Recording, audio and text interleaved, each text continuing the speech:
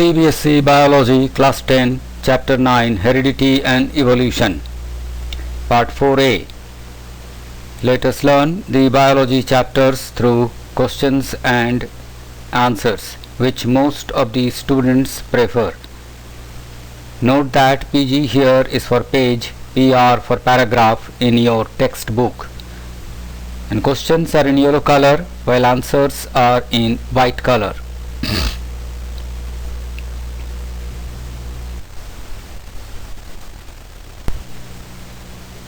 How very dissimilar looking structures evolved from a common ancestral design. The wild cabbage plant is a good example. Humans have over more than 2000 years cultivated wild cabbage as a food plant and generated different vegetables from it by artificial selection.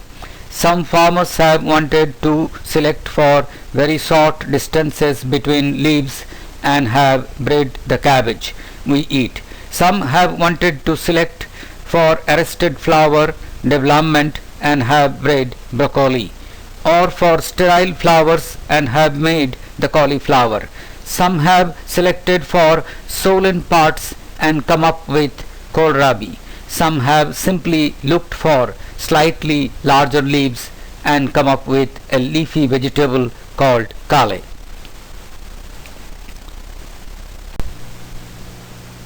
Which method is now extensively used to define evolutionary relationships? The way of tracing evolutionary relationships depends on the original idea of changes in DNA during reproduction are the basic events in evolution. If that is the case, then comparing the DNA of different species should give us a direct estimate of how much the DNA has changed during the formation of these species. This method is now extensively used to define evolutionary relationships. Why evolution should not be equated with progress? It is not as if one species is eliminated to give rise to a new one. A new species has emerged, but that does not necessarily mean, like the beetle example we have been thinking about, that the old species will disappear. It will all depend on the environment. Also, it is not as if the newly generated species are in any way better than the older one.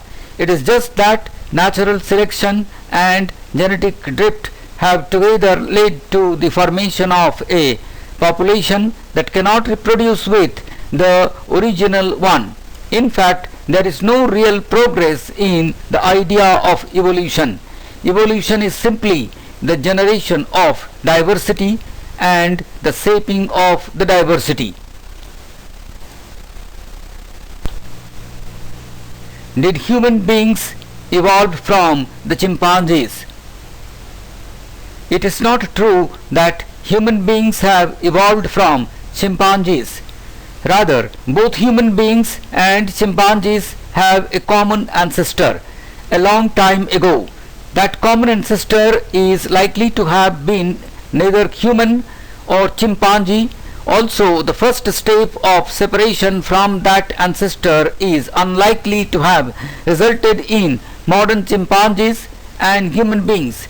Instead, the two resultant species have probably evolved in their own separate ways to give rise to the current forms. Why it is said that human beings are not the pinnacle of evolution? It is not as if the older designs are inefficient. So many of the older and simpler designs still survive. In fact, one of the simplest life forms, bacteria, inhabit the most inhospitable habitats of hot springs, deep sea thermal vents, and the ice in Antarctica. In other words, human beings are not the pinnacle of evolution, but simply yet another species in the teeming spectrum of evolving life.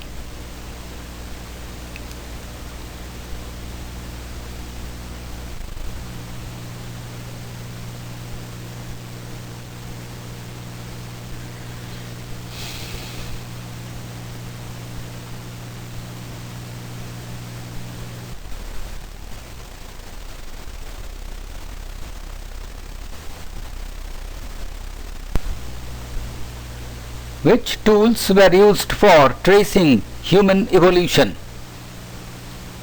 The tools used for tracing evolutionary relationships were excavating, time dating and studying fossils, as well as determining DNA sequences. These have been used for studying human evolution.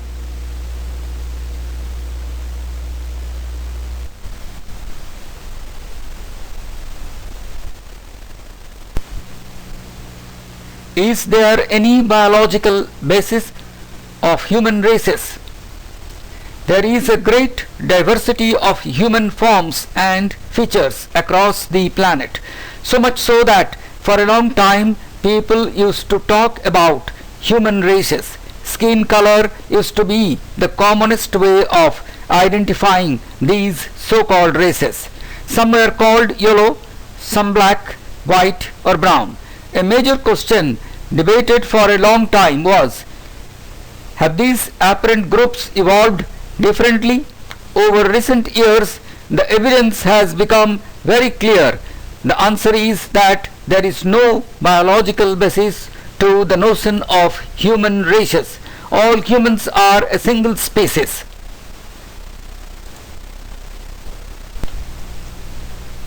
Can we trace back to our roots? Where are we humans from?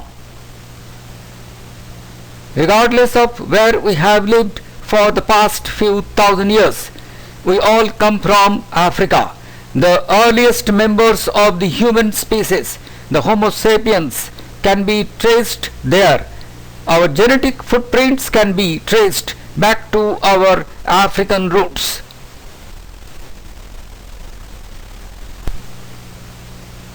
State the journey of humans on earth.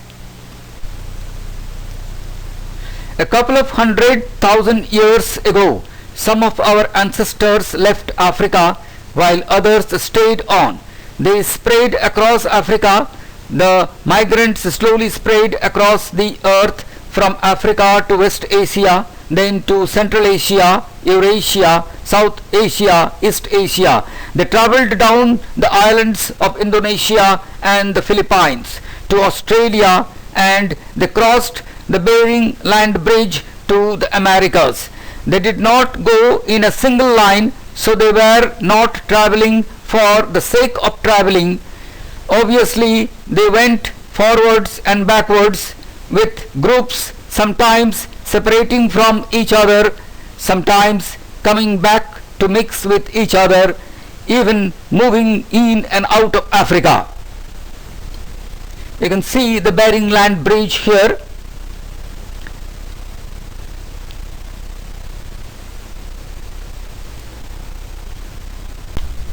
End of this part. Dear students, share your doubts and questions to this email. The email is given below. The question answers of this chapter will be continued in the next video.